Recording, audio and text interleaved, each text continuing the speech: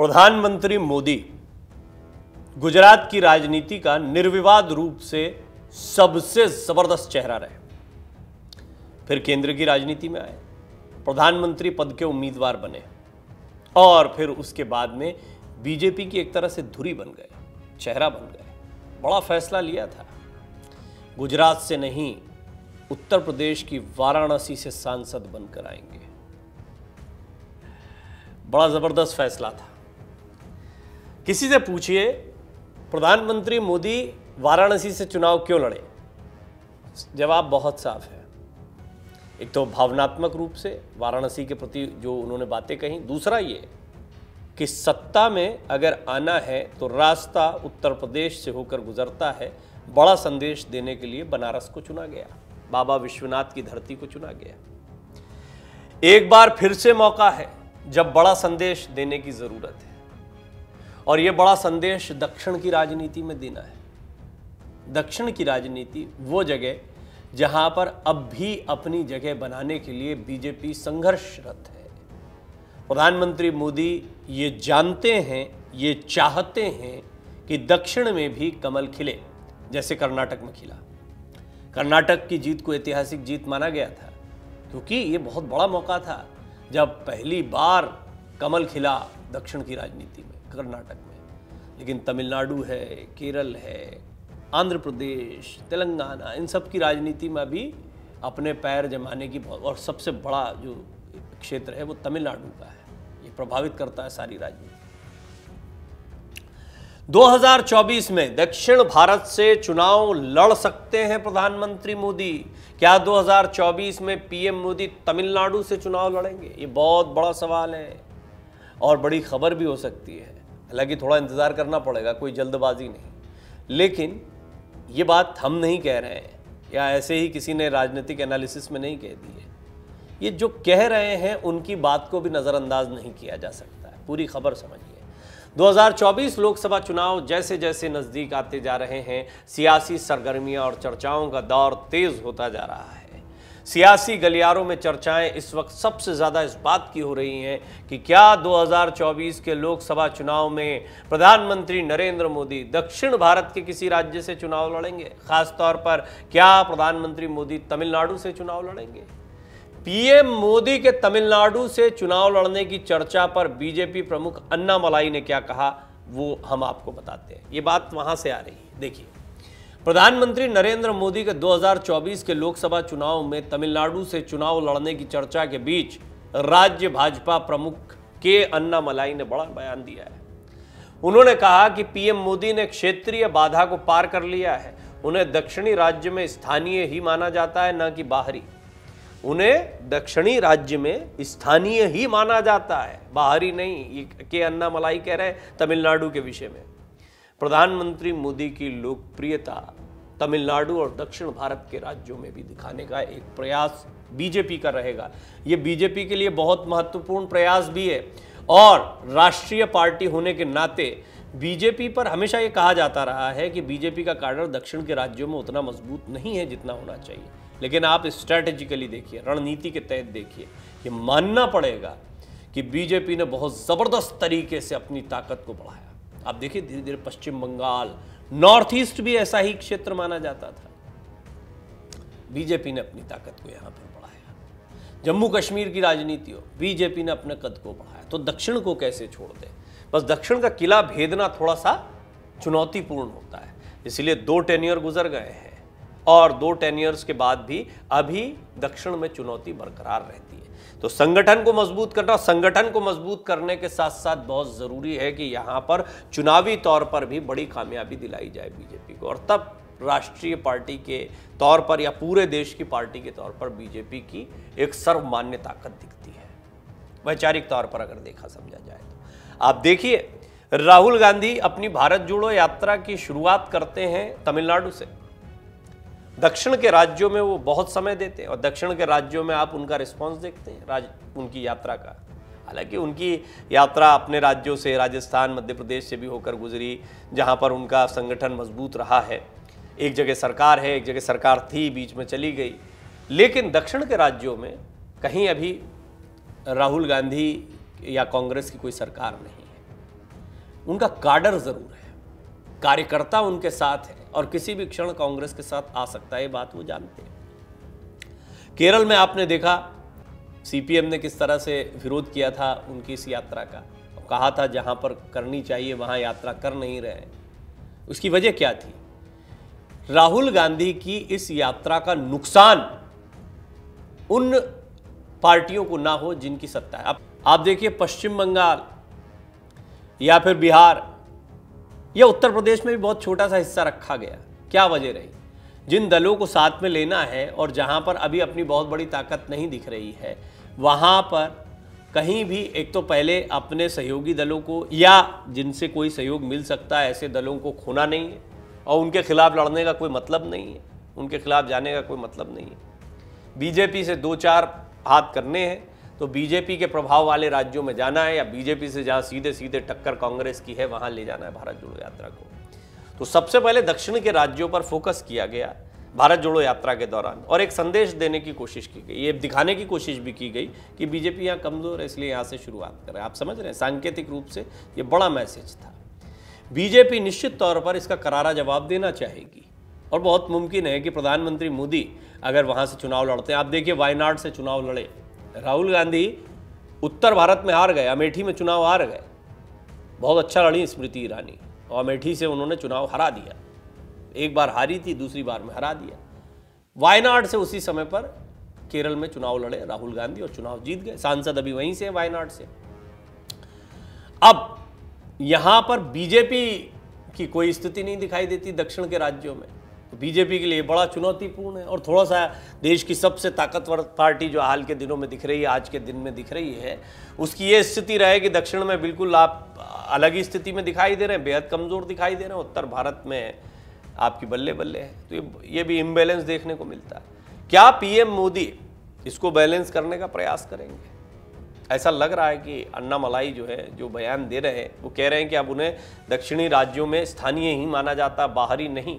इससे वो ये संकेत दे रहे हैं कि एक बड़ा संदेश बीजेपी की तरफ से और प्रधानमंत्री मोदी की तरफ से दक्षिण की राजनीति में, तमिलनाडु की राजनीति में दिया जा सकता है। प्रधानमंत्री मोदी ने 2014 का लोकसभा चुनाव 2 निर्वाचन क्षेत्रों, उत्तर प्रदेश की वाराणसी और गुजरात के वडोदरा से लड़ा था। गुजरात तो खैर है ही, और देखिए गुजरात की पूरी जनता ने उनको बहुत भरपूर प्यार दिया, उन्होंने दोनों सीटें भी जीती थी, लेकिन वाराणसी का प्रतिनिधित्व किया था उन्होंने, जो सीट रखी वो वाराणसी, वो है वाराणसी से सांसद। 2019 में वाराणसी से फिर चुने गए थे। अन्नामलाई ने कहा है कि यदि आप पिछले महीने के तमिल समाचारों को देखें तो किसी ने अफवाह शुरू कर दी है कि पीएम मोदी एक सीट के लिए तमिलनाडु से लड़ रहे हैं।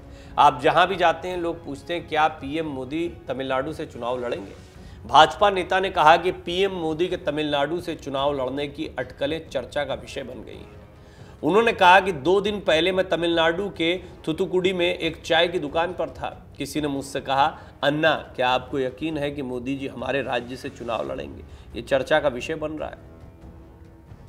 2024 के आम चुनाव में प्रधानमंत्री किस निर्वाचन क्षेत्र से चुनाव लड़ सकते हैं, इस बारे में पूछे जाने पर अन्नामलाई ने कहा, रामनाथपुरम को लेकर अफवाहें फैल रही है।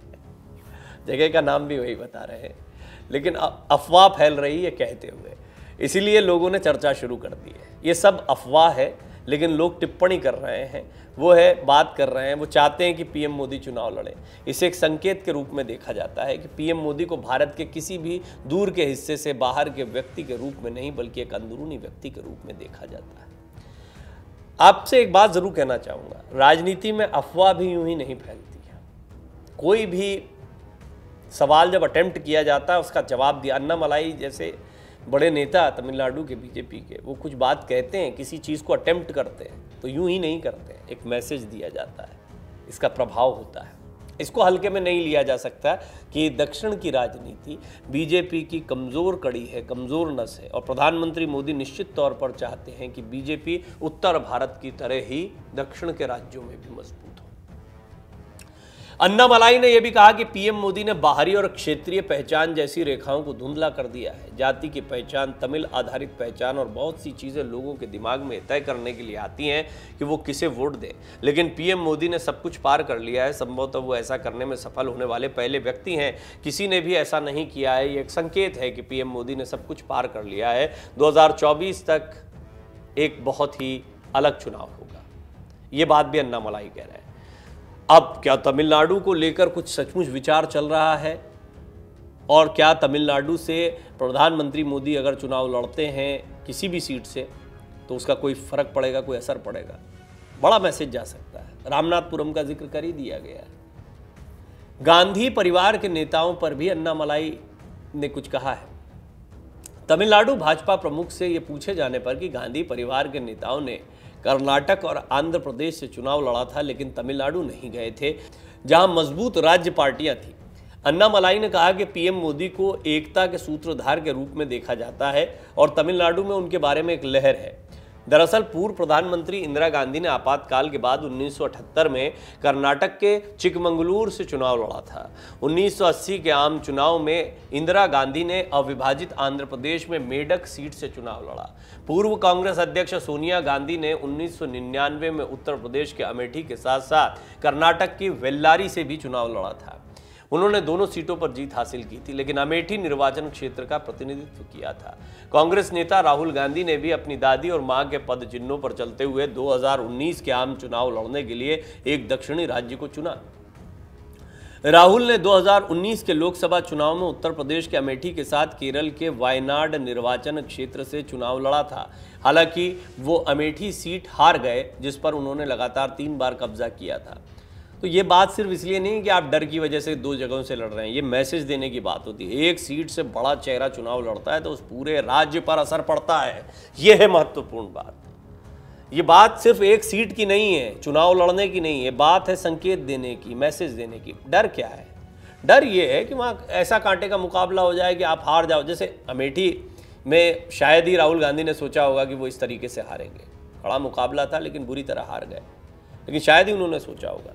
तो कुछ सीटें पक्की होती हैं, लेकिन कुछ सीटों पर लड़ाई इतनी तगड़ी होती है कि आप हार भी सकते हैं। और कोई बड़ा चेहरा संकेत देने के लिए या कोई मैसेज देने के लिए कहीं से चुनाव लड़ता है सांकेतिक तौर पर, वहाँ से चुनाव हार जाता है तो बड़ी किरकिरी हो जाती है। इसीलिए दक्षिण के राज्य या कहीं से भी चुनाव के लिए जाने से पहले कई बार सोचा जाता है, जो बीजेपी को सोचना पड़ेगा। हालांकि अन्नामलाई कॉन्फिडेंट है कि प्रधानमंत्री, और ये बात सही भी है कि प्रधानमंत्री मोदी की लोकप्रियता का ये चरम है, ये स्तर है अभी कि वो जहाँ से भी चुनाव लड़े ऐसा माना जाता है कि वो चुनाव जीत सकते हैं। इतने लोकप्रिय तो वो हैं ही, उनके सामने कौन खड़ा होगा।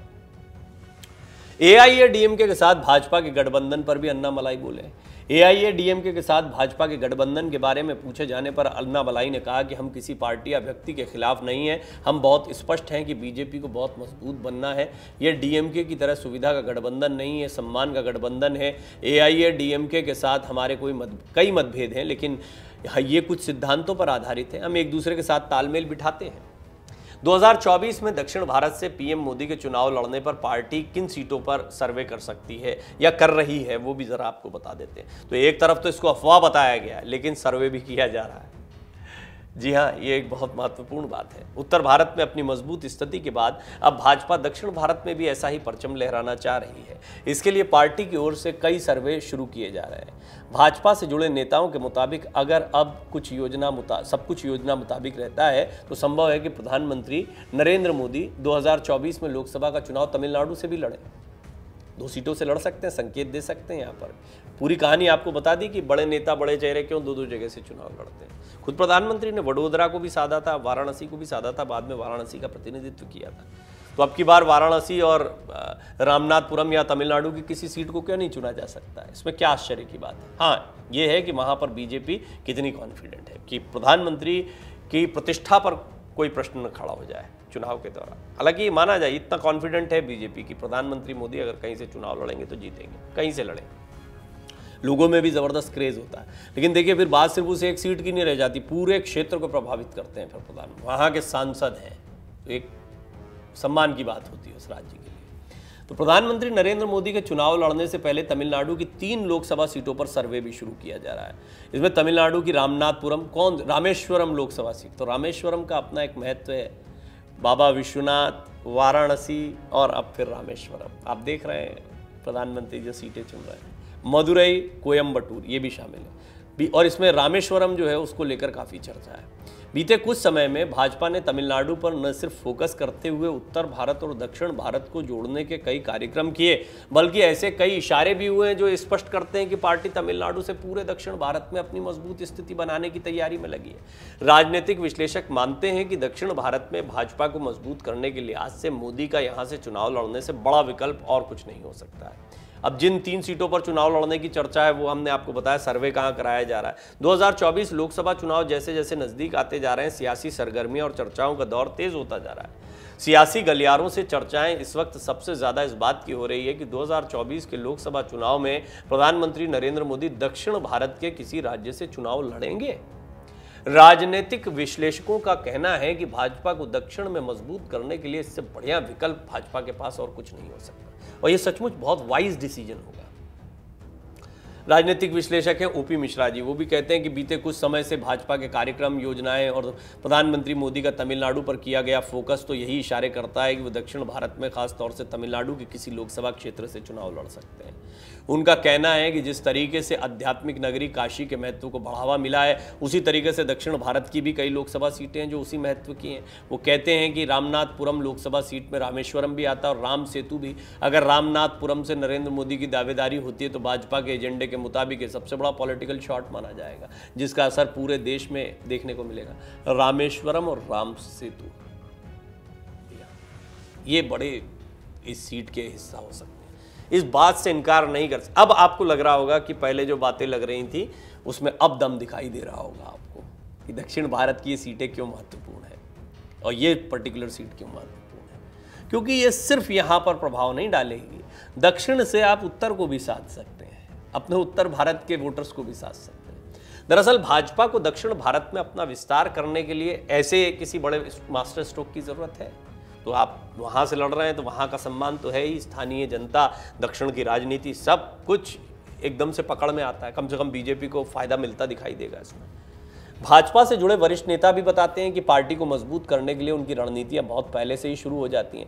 ऐसी रणनीतियों में प्रधानमंत्री नरेंद्र मोदी को दक्षिण भारत से चुनाव लड़ाने की योजना पर काम तो किया ही जा रहा है, लेकिन आधिकारिक तौर पर अभी कुछ भी नहीं कहा जा सकता है। सूत्रों का कहना है कि मदुरै, रामनाथपुरम, कोयम्बटूर लोकसभा क्षेत्रों में सर्वे का काम शुरू किया जा चुका है। इस दौरान यह देखा जा रहा है कि प्रधानमंत्री मोदी इनमें से कौन सी लोकसभा सीट से चुनाव लड़ें और उसका असर सिर्फ इस सीट पर नहीं बल्कि पूरे प्रदेश और आसपास के इलाकों में भी हो। मैंने आपको कहा उत्तर भारत तक पर इसका असर होगा। दरअसल पार्टी से जुड़े सूत्रों का कहना है कि प्रधानमंत्री का दक्षिण भारत से चुनाव लड़ने का मकसद समूचे दक्षिण भारत के राज्यों में अपनी मजबूत पैठ बनाने का ही है। राजनीतिक विश्लेषक ये भी कहते हैं कि प्रधानमंत्री नरेंद्र मोदी के चुनाव को लेकर दक्षिण भारत में बहुत चर्चा हो रही है। रामनाथपुरम सीट पर उनकी दावेदारी इसलिए भी मजबूत मानी जा रही है क्योंकि ज्योतिर्लिंग रामेश्वरम और राम सेतु भी इसी सीट के अंतर्गत आते हैं। अब मोदी सरकार की योजनाओं से तमिलनाडु के लोगों को क्या क्या फायदे हो सकते हैं या क्या इंप्रेशन बीजेपी दक्षिण के राज्यों में दे सकती है तमिलनाडु के जरिए। पहले तो सबसे पहले तमिलनाडु में, तमिलनाडु वो राज्य इसको साध लिया। कर्नाटक में तो एंट्री हो ही चुकी है, तमिलनाडु में एंट्री होती है और एक वैक्यूम भी है, एक विकल्प की तलाश भी है वहाँ पर। और इसकी बहुत बड़ी वजह यह है कि अब जयललिता जैसे बड़े चेहरे नहीं रहे वहाँ पे, तो एक ये आवश्यकता वहाँ महसूस की जा रही है। तो बड़ा दिलचस्प रहने वाला है आने वाले दिनों में चुनाव। राजनीतिक विश्लेषकों का कहना है कि मोदी सरकार की ओर से शुरू हुई मुद्रा लोन, फसल बीमा योजना समेत कई योजनाओं से तमिलनाडु के लोगों को फायदा हुआ है। वो कहते हैं कि राष्ट्रीय राजमार्ग और रेल नेटवर्क में भी तमिलनाडु को बेहतर तरीके से मोदी सरकार में जोड़ा गया है। उनका कहना है कि चेन्नई मदुरै तेजस एक्सप्रेस और चेन्नई नागरकोइल अंत्योदय एक्सप्रेस समेत दक्षिण तमिलनाडु में पद्मा ब्रिज को शुरू किया जाना लोगों के लिए बड़ा फायदेमंद साबित हुआ है। उनका मानना है कि 2019 में बनी मोदी सरकार ने तमिलनाडु में लोगों की बेहतरी के लिए बहुत काम किए हैं।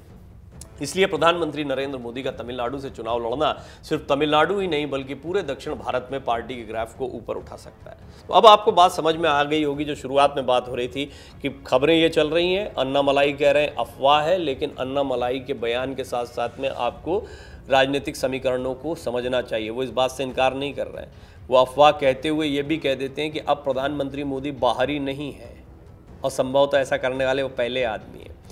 बाकायदा 3 सीटों पर सर्वे करवाया जा रहा है।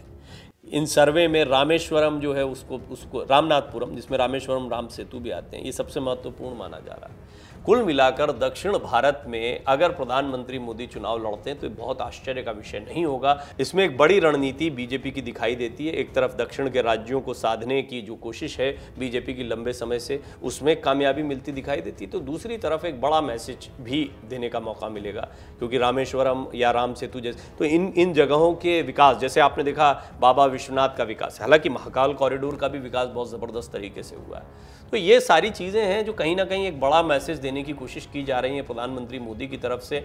ऐसे में वाराणसी के साथ साथ, क्योंकि 2 सीटों से चुनाव लड़ने की आपको एक मैंने हिस्ट्री बताई है और तमाम राजनीतिक दलों में हिस्ट्री रही है, एक इंप्रेशन देने के लिए। बाद में कौन सी सीट का प्रतिनिधित्व आप करते रखते हैं वो एक अलग बात है, लेकिन चुनाव के समय तो कम से कम एक बड़ा मैसेज आप दे सकते हैं। तो ऐसे में बहुत मुमकिन है कि प्रधानमंत्री नरेंद्र मोदी इस बार आपको दक्षिण के किसी राज्य से या तमिलनाडु, जैसा हम कह रहे हैं, तमिलनाडु से चुनाव लड़ते दिखाई दें। हालांकि फिलहाल अन्नामलाई ने इसको अफवाह कहा है, तो देखना होगा, इंतजार करना होगा, लेकिन राजनीतिक विश्लेषक ये मानते हैं या राजनीतिक सोच से देखा जाए तो ऐसा लगता है कि एक बड़ा फायदे का सौदा हो सकता है।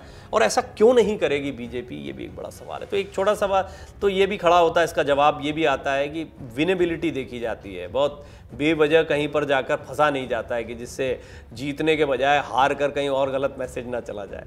तो वो सर्वे वगैरह जो कराया जाता है वो इसीलिए समझा जाता है, क्योंकि दक्षिण के राज्य जो है ये साधना बीजेपी के लिए बहुत महत्वपूर्ण है, इतना आसान नहीं है। दक्षिण में अभी भी बीजेपी अपने पैर जमाने के प्रयास कर रही है। आपको क्या लगता है, प्रधानमंत्री मोदी अगर दक्षिण में या तमिलनाडु के किसी जगह से लोकसभा सीट से चुनाव लड़ते हैं तो बीजेपी को क्या इससे फायदा होगा? अपनी राय जरूर रखें। डाउनलोड करें अमर उजाला ऐप और पाएं खबरें लगातार। अगर आप ये वीडियो YouTube पर देख रहे हैं तो हमारे चैनल को सब्सक्राइब करें और बेल आइकन को दबाना ना भूलें। अगर आप Facebook पर ये वीडियो देख रहे हैं तो हमारे पेज को लाइक करें।